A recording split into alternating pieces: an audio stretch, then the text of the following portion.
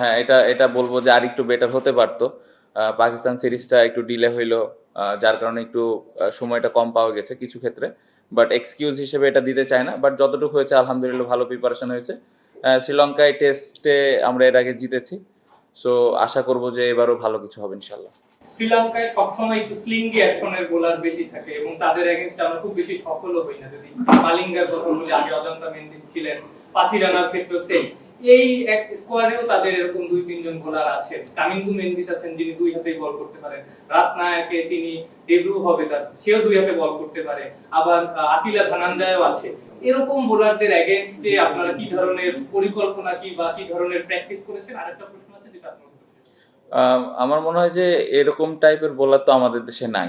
So preparation যদি আমি ওইভাবে নিতে চাই, সম্ভব না, কারণ আমাদের দেশে নাই। সো আমাদের যেই রিসোর্স গুলো আছে প্র্যাকটিসে, যে বোলার গুলো আছে ওদেরকে ফেস করে আসলে প্রিপারেশনটা নিতে হয়। আর আম, অন্যান্য প্রিপারেশন আমি বলবো যে অনেক দিন ধরে অনেক প্লেয়ার খেলতেছে, এক্সপিরিয়েন্স দল, সো ওই বোলার গুলাকে কিভাবে হ্যান্ডেল করা লাগবে, এই প্রিপারেশন গুলো মেন্টালি যেভাবে নেওয়া যায়, ওদের ভিডিও দেখে হইতে পারে। সো এটা আসলে খুব স্পেসিফিক ভাবে প্রিপারেশন নেওয়াটা ডিফিকাল্ট, বাট আমার মনে হয় যে যতটুকু সম্ভব মেন্টালি বা ভিডিও দেখে যতটুকু নেওয়া যায়। ভাই আপনি বললেন নাই, কিন্তু প্রিমিয়ার লিগই খেলেন হুসনা হাবিব মেহেদী আপনাদের রাজশাহীর, আবার রায়ান রাসলান রহমান আছে উনিও এইচপি তে ছিলেন।